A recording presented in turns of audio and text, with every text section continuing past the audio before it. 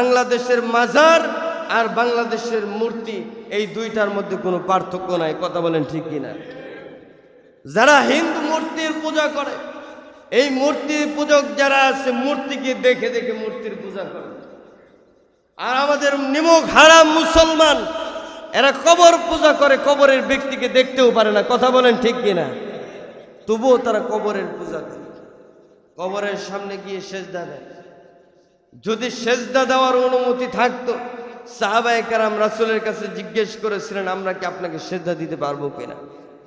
রাসূলের চেহারা গরম হয়ে গেল, লাল হয়ে গেল। কিভাবে সম্ভব? তোমরা এক আল্লাহ ছাড়া অন্য কারো কদমে সেজদা দেওয়ার কথা ভাবো, এই দুঃসাহসিকতা তোমাদের কিভাবে হলো? তার মানে আল্লাহ ছাড়া পৃথিবীর আর কারো কদমে সেজদা দেওয়া যাবে না। কথা বলেন ঠিক কিনা? হযরত ইব্রাহিম আলাইহিস সালাতু ওয়াস সালাম কওমের লোকদেরকে দাওয়াত দিলেন, এইভাবে যুক্তি প্রমাণ দিয়ে কওমের লোকদের কাছে আল্লাহ তাআলার তাওহীদ আর একত্ববাদের দাওয়াত দিলেন, কিন্তু তারা দাওয়াত গ্রহণ করলো না।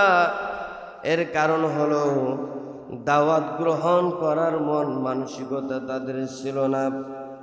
লাহুম কুলুবুন লা ইয়াফকাহুনা বিহা, তাদের একটা মন ছিল যেই মন কোনোদিন দাওয়াত গ্রহণ করতে পারে না।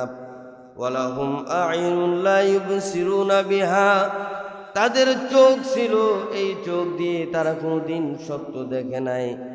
কান ছিল, এই কান দিয়ে কোনোদিন সত্যকে শুনতে পারে নাই।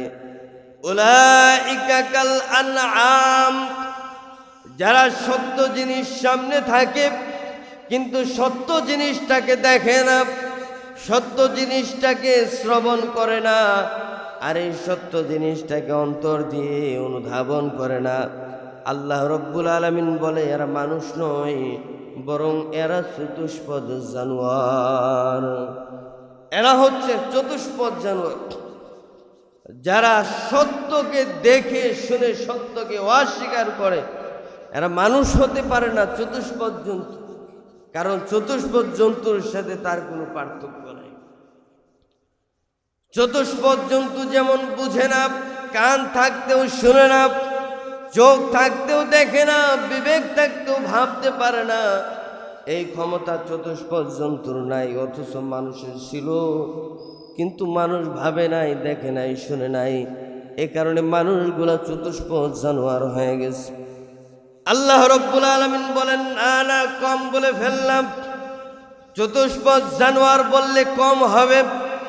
এই চতুষ্পদ জানোয়ারের ভিতরে এমন কিছু গুণ আছে, যেই গুণগুলা যদি মানুষের ভিতরে চলে আসে, মানুষগুলা আল্লাহর ওলি হয়ে যাবে। বলেন সুবহানাল্লাহ।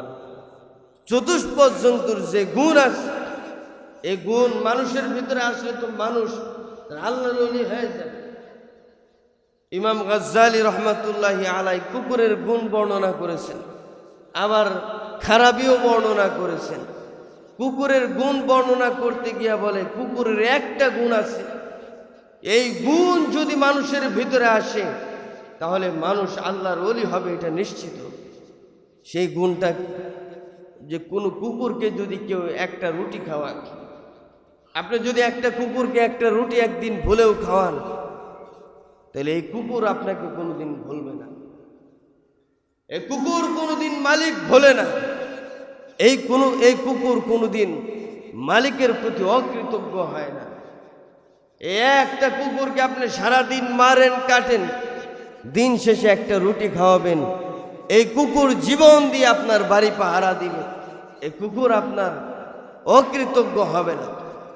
অনুরূপভাবে মানুষের ভিতরে যদি এই কৃতজ্ঞতা বোধ আসতো, যে মালিক আমাদেরকে সৃষ্টি করেছেন, যে মালিক আমাদেরকে সকাল থেকে সন্ধ্যা পর্যন্ত খাওয়ান, যেই মালিকের ইশারায় আমরা বেঁচে আছি, যার ইশারায় রিজিক গ্রহণ করি, যার হুকুমে এই পৃথিবীর সৌন্দর্য উপভোগ করি, সেই খোদাকে তো ভোলা যায় না। সেই খোদাকে যদি খোদা হিসেবে গ্রহণ করতাম, তার আনুগত্য স্বীকার করে নিতাম আর কৃতজ্ঞ হতাম, তাহলে নিঃসন্দেহে আমরা আল্লাহর ওলি হতে পারতাম। বলেন সুবহানাল্লাহ।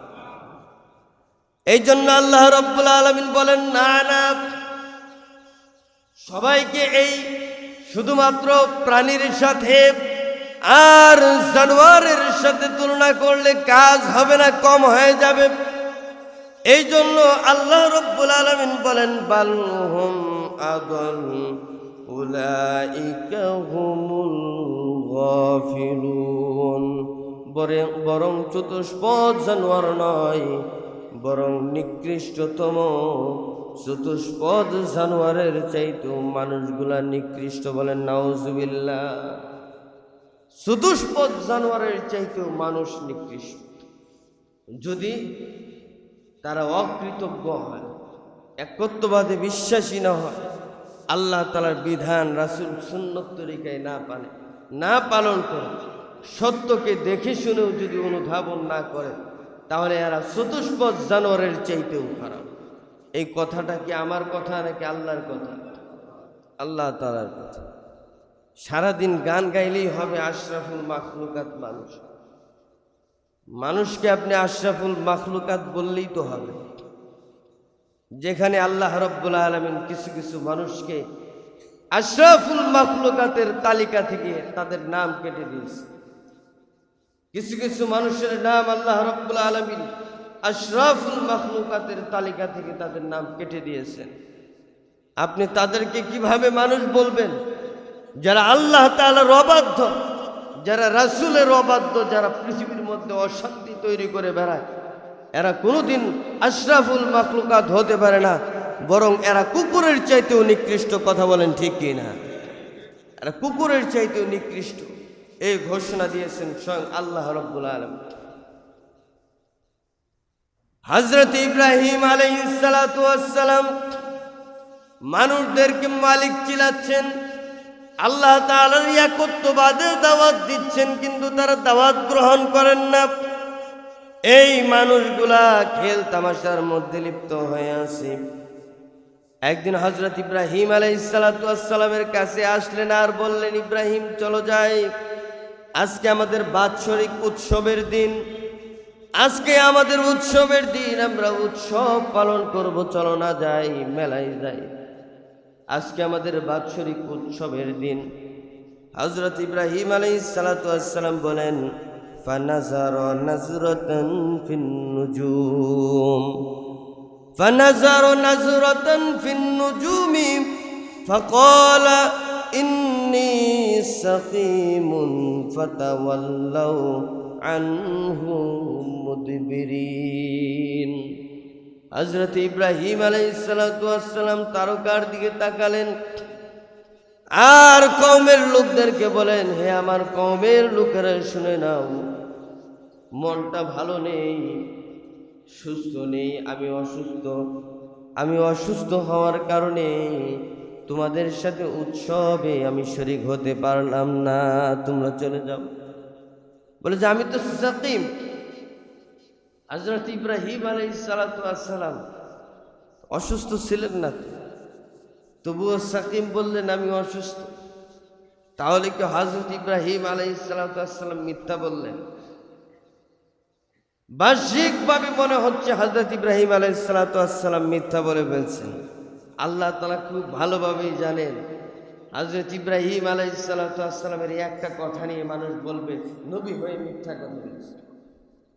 কোনো ভালো মানুষ যদি সারা বছর ভালো কাজ করে, তাহলে ভালো কাজের প্রশংসা হোক বা না হোক, কিন্তু ভুলেও যদি একটা অন্যায় কাজ করে ফেলে, তাহলে সারা দুনিয়াতে ওই অন্যায়টা ভাইরাল হয়। কথা বলেন ঠিক কিনা?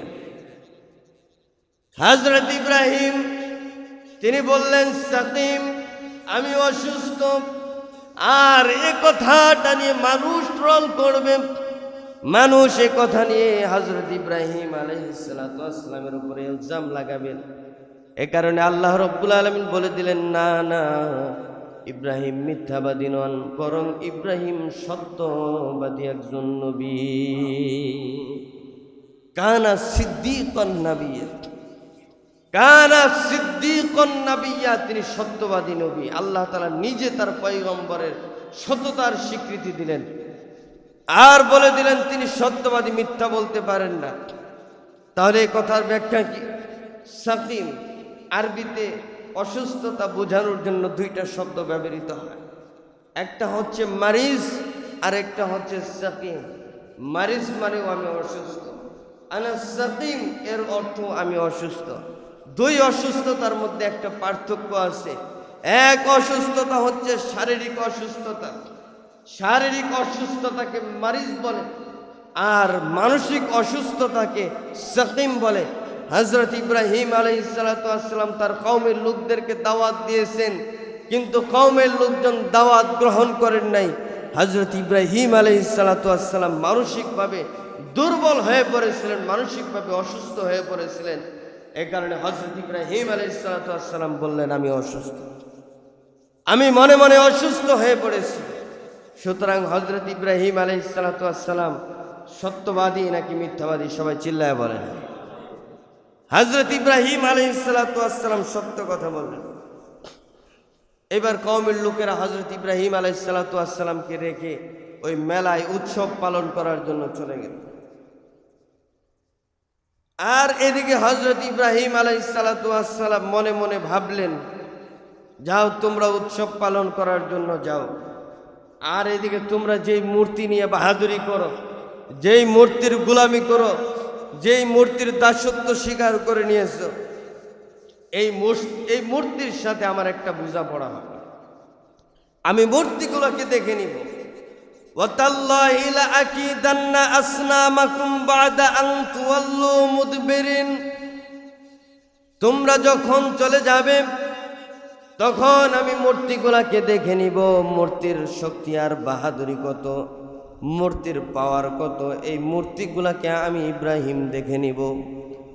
হযরত ইব্রাহিম আলাইহিস সালাতু ওয়াস সালাম ফারাগা ইলা আলিহাতিহিম ফাকালা আলা তাকুলুন মা লাকুম লা তানতিকুনা ফারাগা আলাইহিম দরবাম বিল ইয়ামিন। হযরত ইব্রাহিম আলাইহিস সালাতু ওয়াস সালাম মূর্তির সামনে গেলেন, যাওয়ার পরে বললেন, হে মূর্তি, তোমাদের কি হলো? তোমাদের সামনে কত রকমের খাবার, মানুষগুলা মূর্তির সামনে খাবার দেয়, বিভিন্ন আইটেমের খাবার দেখবেন মূর্তির সামনে পাওয়া যায়। 1000 আইটেমের খাবার মূর্তির সামনে থাকতে পারে, কিন্তু একটা খাবার মূর্তি মুখে দিতে পারে না। কথা বলেন ঠিক কিনা? মূর্তি খাবার মুখে দিতে পারে না। তো ইব্রাহিম আলাইহিস সালাতু ওয়াস সালাম গিয়ে দেখেন মূর্তির সামনে তো খাবারের অভাব নেই। এবার হযরত ইব্রাহিম বললেন, হে মূর্তিরা, এই যে এত এত মূর্তি তোমরা এইখানে একটা ঘরের মধ্যে অবস্থান করো, আমার কওমের হাজার হাজার মানুষ তোমাদের পূজা করে, হাজার হাজার মানুষ তোমাদের গোলামি করে, তোমাদেরকে ভালোবেসে বিভিন্ন রকমের খাবার দেয়, এই খাবারগুলা তোমরা নষ্ট করে ফেলো, তোমরা খাবার খাও না কেন? মা লাকুম লা তাকুলুন আলা তাকুলুন, তোমাদের কি হলো, তোমরা খাবার খাও না কেন? মূর্তিকে ইব্রাহিম বলেন, মূর্তির সাথে ইব্রাহিম কথা বলেন। মূর্তি খাবার খেতে পারে না, কি কারণে খেতে পারে না এ কথার জবাবও মূর্তি দিতে পারে না। বলেন আল্লাহু আকবার। মূর্তির ক্ষমতা নাই, মূর্তি খেতে পারে না, কি কারণে খেতে পারে না এই জবাবটাও মূর্তি দিতে পারে না। আর এই মূর্তির পূজা করে সমাজের মানুষ, যে ধর্মের মানুষ মূর্তির পূজা করে সেই ধর্মের মানুষও নিশ্চিতভাবে জানে না মূর্তি পূজার কথা তাদের ধর্মগ্রন্থে আছে কি নাই। অথচ পৃথিবীর কোনো ধর্মগ্রন্থ নেই, এমন কোনো ধর্মগ্রন্থ নেই যেই ধর্মগ্রন্থের মধ্যে মূর্তি পূজার কথা উল্লেখ করা হয়েছে। মূর্তি পূজার কথা চ্যালেঞ্জের সাথে বলতে পারে পৃথিবীর কোনো ধর্মগ্রন্থের মধ্যে বলা হয় না। সনাতনী ধর্ম, হিন্দু ধর্ম, বৌদ্ধ ধর্ম, সেখানে কেউ দেখাতে পারবে না যে মূর্তির পূজা করতে হবে, মূর্তির উপাসনা করতে হবে। তবুও তারা মূর্তির উপাসনা করে।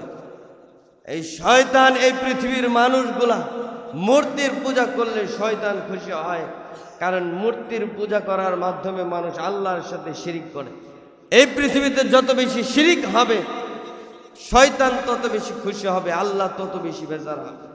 এই কারণে আল্লাহ তাআলা বলছেন সব গুনাহ মাফ করতে পারি, সব গুনাহ মাফ করতে পারি, কিন্তু শিরকের গুনাহ মাফ করি না, করব না। কারণ মুশরিকদের সাথে আমার একটা বোঝাপড়া হবে। আমি কিয়ামতের দিন দেখব মুশরিকরা কি কারণে আমার সাথে শিরিক করবে। আমার সমকক্ষ একজন ব্যক্তি যদি তারা দেখাতে পারে, সেই দিন আমি তাদেরকে মাফ করব। আর না হয় এই মুশরিকদের সাথে আমার একটা বোঝাপড়া হবে। এই সমাজের মানুষ আল্লাহ তাআলার সাথে শরিক করে, বুঝেও না আমি কিভাবে শরিক করে ফেললাম, আল্লাহর সাথে শিরিক করে ফেললাম। মানুষগুলা মাজারে যায়, মাজারে গিয়ে কবরে সেজদা দেয় কি দেয় না?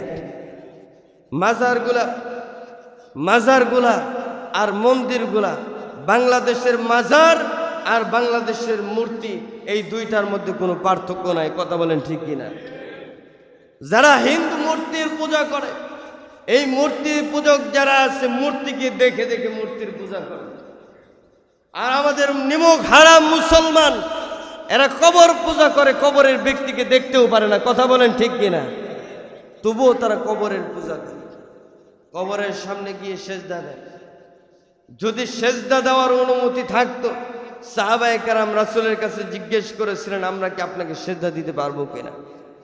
রাসূলের চেহারা গরম হয়ে গেল, লাল হয়ে গেল। কিভাবে সম্ভব? তোমরা এক আল্লাহ ছাড়া অন্য কারো কদমে সেজদা দেওয়ার কথা ভাবো, এই দুঃসাহসিকতা তোমাদের কিভাবে হলো? তার মানে আল্লাহ ছাড়া পৃথিবীর আর কারো কদমে সেজদা দেওয়া যাবে না। কথা বলেন ঠিক কিনা? আল্লাহ ছাড়া যদি আর কারো কদমে সেজদা দেওয়া হয়, সাথে সাথে বেঈমান হয়ে যাবে, কাফের হবে। এই ব্যক্তি জান্নাতের ঘ্রাণও পাবে না, এই ব্যক্তি জান্নাতের ঘ্রাণও পাবে না।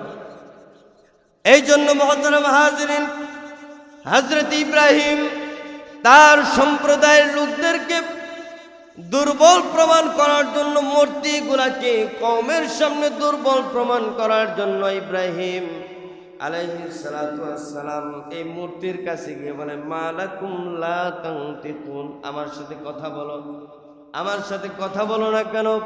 মূর্তির জবাব দেয় না। এ কারণে হযরত ইব্রাহিম বিরক্ত হয়ে গেলেন, রাগান্বিত হয়ে গেলেন। হাতের মধ্যে একটা কোড়াল ছিল, এই কোড়াল দিয়ে এক রুমের ভিতরে, এক স্থানে, একটা মন্দিরের ভিতরে যত মূর্তি ছিল সমস্ত মূর্তিগুলাকে হযরত ইব্রাহিম কোড়াল দিয়ে কুপিয়ে ধ্বংস করে ফেললেন। সব মূর্তি ধ্বংস করে ফেললেন, একটা বাঁচিয়ে রাখলেন। বড় মূর্তি যেটা দেখবেন, ছোট ছোট মূর্তি থাকে, আবার বড় মূর্তিও থাকে। সব মূর্তি ধ্বংস করে বড় মূর্তিটাকে অক্ষত রেখে দিলেন। আর এই কুড়ালটাকে বড় মূর্তির কাঁধের মধ্যে ঢুকিয়ে দিলেন। ইব্রাহিম আলাইহিস সালাতু ওয়াস সালাম চলে গেলেন। এরপরে মেলা শেষ হয়ে গেল, সব মানুষ ফিরে আসছে। এরপরে ইব্রাহিম আলাইহিস সালাতু ওয়াস সালাম ফাজআলাহুম জুজাজান ইল্লা কাবীরান লাহুম লাআল্লাহুম ইলাইহি ইয়ারজিউন। সব মূর্তি ভেঙে ফেলছে, বড় মূর্তি ছাড়া, যেন মানুষগুলা বড় মূর্তিকে জবাবদিহিতার আওতায় আনতে পারে সুযোগ রেখে দিলেন। বিকেল বেলা সব মানুষ মূর্তি পূজা করার জন্য মন্দিরে প্রবেশ করছে, কিন্তু মন্দিরে যাওয়ার পরে দেখে হাজার হাজার মূর্তি, সব মূর্তি নিহত হয়ে গেছে। মূর্তিগুলা চূর্ণ বিচূর্ণ হয়ে গেছে, ধ্বংস হয়ে গেছে। আবার বড় মূর্তির কাঁধের মধ্যে কুড়াল ঝোলানো। মানুষগুলা পেরেশান হয়ে গেছে, হায় হায় গজব নেমে আসলো। আমাদের দেব দেবী আর খোদা যারা ছিল, এদের সবাইকে ধ্বংস করে ফেলছে। তার মানে আযাব আসতে মনে হয় আর দেরি হবে না। এবার কওমের লোকজন পেরেশান হয়ে গেল, কে কাজ করলো? সমাজের মধ্যে তল্লাশি শুরু হয়ে গেল। এইবার লোকজন বলে, একজনকে দেখেছি যে আমাদের মূর্তির বিরুদ্ধে কথা বলে, আবার একজনকে দেখেছি সবাই উৎসবে গেছে কিন্তু একজন যায় নাই, নাম তার ইব্রাহিম। ইব্রাহিম নামক ছেলেটা আমাদের সাথে উৎসবে শরীক হয় নাই। হতে পারে ওই ইব্রাহিম এই দুর্ঘটনা ঘটিয়েছে। ইব্রাহিমকে ধরে নিয়ে আসা হলো। ইব্রাহিম বলো, এই মূর্তিগুলাকে কে মেরেছে, কে হত্যা করেছে, কে ধ্বংস করেছে? এইবার হযরত ইব্রাহিম বললেন, দেখো না, যার কাঁধে কুড়াল ঝুলানো আছে, যাকে দেখলে বড় মনে হয় যাকে দেখলে শক্তিশালী মনে হয় তার কাঁধেই তো কুড়ালটা ঝোলানো, তার মানে হয় তোমাদের বড় খোদা রাগান্বিত হয়ে ছোট ছোট খোদা সব ধ্বংস করে ফেলছে। হযরত ইব্রাহিম আলাইহিসসালামের কথা শুনে কওমের লোকজন বিরক্ত হলেন আর রাগান্বিত হয়ে বললেন, ইব্রাহিম তুমি কি আমাদের সাথে তামাশা করো? তুমি তো জানো আমাদের এই ক্ষুধার খাওয়ার কোনো শক্তি নাই, আমাদের এই ক্ষুধার দেখার কোনো ক্ষমতা নাই, আমাদের এই ক্ষুধা হাত দিয়ে কোনো কিছু ধারণ করতে পারে না। যেই ক্ষুধা হাত দিয়ে কোনো কিছু ধারণ করতে পারে না, এই ক্ষুধা কিভাবে বাকি ক্ষুধাকে হত্যা করবে? হযরত ইব্রাহিম বললেন, তাহলে তোমরা স্বীকার করে নিলে যেই ক্ষুধা হাত দিয়ে কোনো কিছু ধারণ করতে পারে না, মুখ দিয়ে প্রতিবাদ করতে পারে না, চোখ দিয়ে কোনো কিছু দেখে না, কান দিয়ে কোনো কিছু শোনে না, তোমরা এমন প্রতিবন্ধী খোদার ইবাদত কিভাবে করো? সুবহানাল্লাহ। তোমরা প্রতিবন্ধী খোদার উপাসনা করো। এই প্রতিবন্ধী খোদা তোমাদের উপকারও করতে পারে না, ক্ষতিও করতে পারে। এইবার কওমের লোকজন তো উত্তেজিত হয়ে গেল। কওমের লোকজন উত্তেজিত হয়ে বলল যে না, এর সাথে তর্ক করে আর পারা যাবে না, এর সাথে তর্ক করতে গেলেই সে এমন যুক্তি দাঁড় করাবে যে যুক্তির সামনে আমরা পরাজিত হব, সুতরাং তার সাথে তর্ক করার কোনো সুযোগ নেই।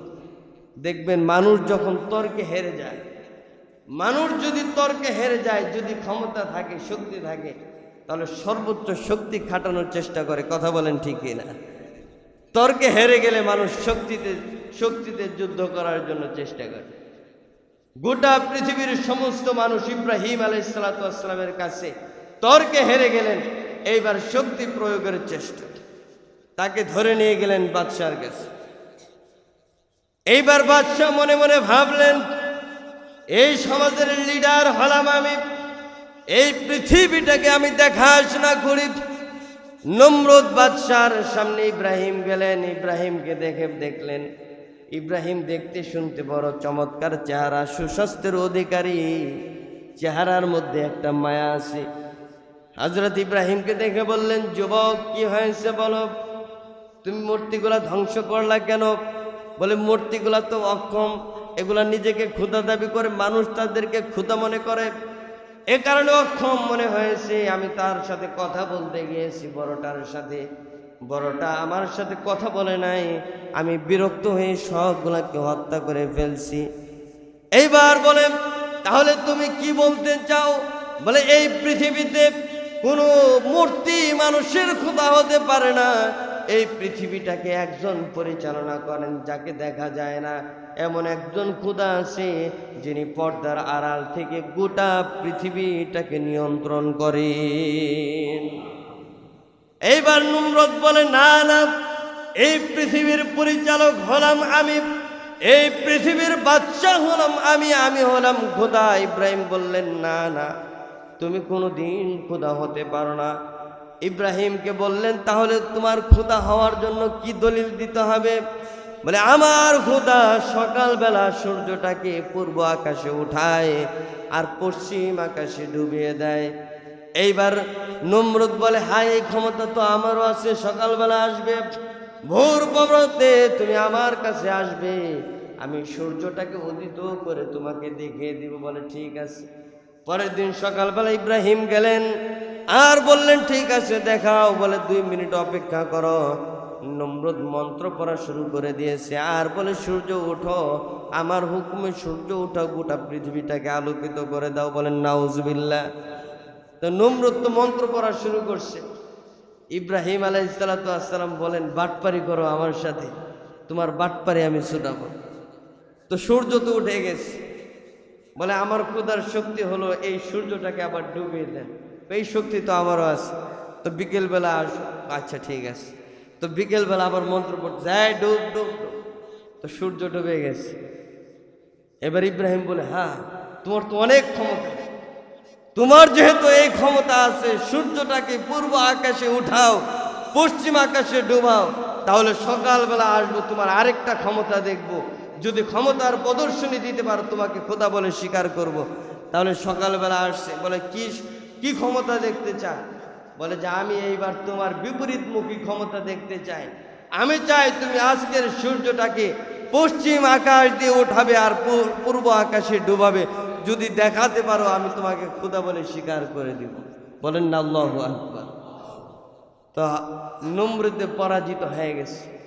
এইভাবে যুগে যুগে আল্লাহ রাব্বুল আলামিন সত্যকে বাতিলের সামনে উন্মোচন করেছেন, বিজয় দান করেছেন। সত্যের বিজয় আল্লাহ রাব্বুল আলামিন দান করেন।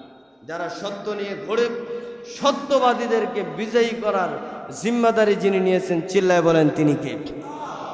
আর এই পৃথিবীর যত শিরিক আছে, এই পৃথিবীর যত বিদআত আছে, কুসংস্কার আছে, এই পৃথিবীর সমস্ত শিরিক এগুলো হচ্ছে ক্ষীণ। এর কোনো শক্তি নাই, এর কোনো ক্ষমতা নাই, এর কোনো নিজস্ব শক্তি নাই। যদি থাকতো তাহলে পৃথিবীর মানুষ কোনোদিন জুলুমের শিকার হতো না। পৃথিবীর মানুষ এই মূর্তির কাছে যখন যা চাইতো কাছে থেকে সব পেয়ে যেত। কথা বলেন ঠিক কিনা? এই পৃথিবীর কোনো মূর্তির ক্ষমতা নাই। যেই জিনিসটাকে মানুষ নিজ হাত দিয়ে বানায়, এই জিনিসের ক্ষমতা আবার আসে কি? মূর্তির চাইতে মানুষের ক্ষমতা বেশি। যারা একেবারেই বুঝে না, অন্তত আর কিছু না বুঝলেও এটা তো বুঝে মূর্তির চাইতে মানুষের ক্ষমতা বেশি। কথা বলেন ঠিক কিনা? এই জন্য মুহতারাম হাজরিন, হিন্দুরা তো মূর্তি পূজা করে, আমরা করি কবর পূজা। মাজারে গিয়ে কবর পূজা করি, মান্যত করি। আমাদের এই সমাজের মানুষ এখনো পর্যন্ত কুসংস্কার থেকে বের হতে পারে। আমার মনে হয় আজকে চক্রবর্তী বাস স্ট্যান্ডে যদি এক পাগল আসে আর দুইজন রিক্সা চালকের কাঁধের উপরে হাত রেখে বলে, এই বিকেলবেলা মসজিদে গিয়ে 50 টাকা দান করবি, যদি মসজিদে 50 টাকা দান না করস তাহলে তোর এই ক্ষতি হবে, আর যদি 50 টাকা দান করস তাহলে তোর মনের একটা আশা পূরণ হবে, তোর সন্তান হবে। যদি এরকম কথা আপনি পাগলের ভেষ ধরে স্ট্যান্ডে যাবেন, এইভাবে মগজ ধুলাই করার চেষ্টা করুন, বলুন এই 50 টাকা দান করে গিয়ে যা, আর নয় তোর ক্ষতি হবে। দেখুন ওই রিক্সা চালক এমন ভয় পাবে, আপনাকে মনে করবে না জানি কত আল্লাহর ওলি আমার কাছে আসছে। এ হলো আমাদের সমাজের মানুষের অবস্থা। অন্ধবিশ্বাস, ভক্তি এগুলো আমাদের ভিতরে অনেক বেশি। এগুলার মূল কারণ হচ্ছে দ্বীনের ব্যাপারে অজ্ঞতা। দ্বীনের ব্যাপারে অজ্ঞতা থাকার কারণে এই সমাজের মানুষগুলা তারা সত্যটাকে অনুধাবন করতে পারে না। মুহতারাম হাজরিন, সত্য অনুধাবন করতে হলে সত্য সম্পর্কে কিছু জানতে হবে, এরপর শিরক থেকে বাঁচার জন্য সর্বোচ্চ চেষ্টা করতে হবে। আমরা রাজি আছি তো ইনশাআল্লাহ? আল্লাহ রাব্বুল আলামিন আমাদের সবাইকে শিরক মুক্ত জীবন যাপন করার তৌফিক দান করেন। সকলে বলেন আমিন।